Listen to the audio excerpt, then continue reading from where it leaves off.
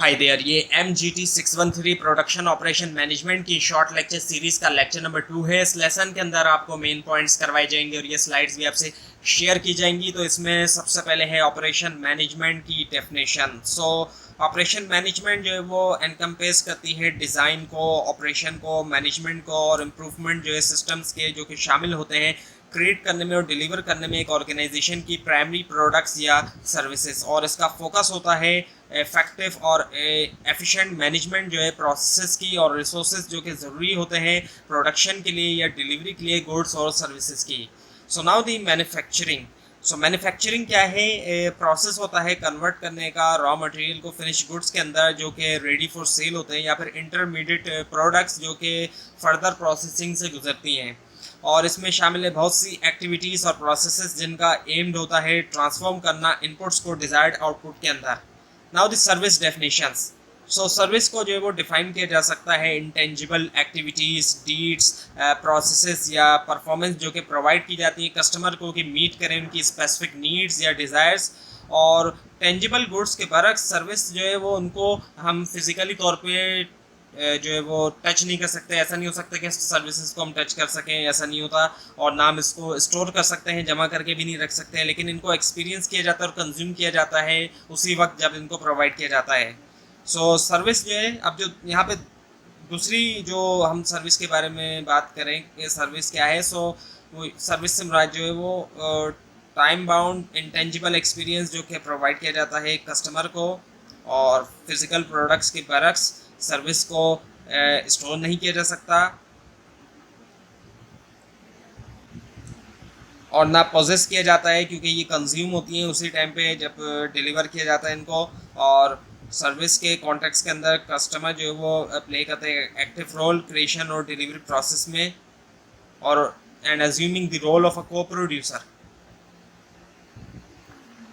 So now the definition of service firms. Service enterprises जो है वो ऑर्गेनाइजेशन होती हैं जो कि स्पेशलाइज होती हैं प्रोवाइड करने में सर्विसेज, ना कि प्रोड्यूस करना फिजिकल गुड्स। और ये ऑर्गेनाइजेशंस प्ले करती हैं क्रूशल रोल फैसिलिटेट करने में प्रोडक्शन और डिस्ट्रीब्यूशन जो है गुड्स की, और सपोर्ट करती हैं दूसरे बिजनेसेस को कि अचीव करें उनके ऑब्जेक्टिव्स और इन्हेंस करें जो क्वालिटी है हमारी पर्सनल लाइफ्स की। अब आपके सामने ये कुछ डेटा दिखाया जा रहा है परसेंट सर्विस और एम्प्लॉयमेंट जो है सिलेक्टेड नेशन के लिए, जिसमें पाकिस्तान को हाईलाइट किया गया है।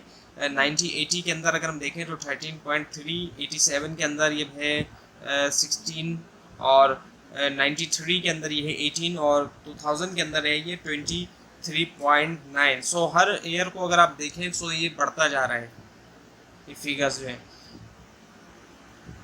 और उसके बाद है फिर stages of economic development in Pakistan. अब स्टेजेस दिखाई जा रही हैं इकोनॉमिक डेवलपमेंट की।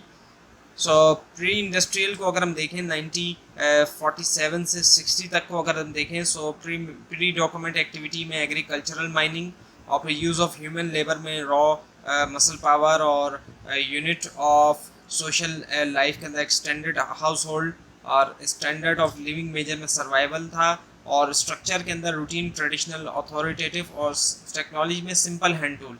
जबकि इंडस्ट्रियल को अगर हम देखें 60 से टू डेट तक, इसके अंदर जो प्री डोमिनेंट एक्टिविटी रही वो थी गुड्स प्रोडक्शन और यूज़ ऑफ ह्यूमन लेबर के अंदर मशीन ट्रेंडिंग, और यूनिट ऑफ सोशल लाइफ में जो इंडिविजुअल, और स्टैंडर्ड ऑफ लिविंग मेजर के अंदर क्वांटिटी ऑफ गुड्स, और स्ट्रक्चर के अंदर ब्यूरोक्रेटिक हायरार्किकल और टेक्नोलॉजी में मशीन।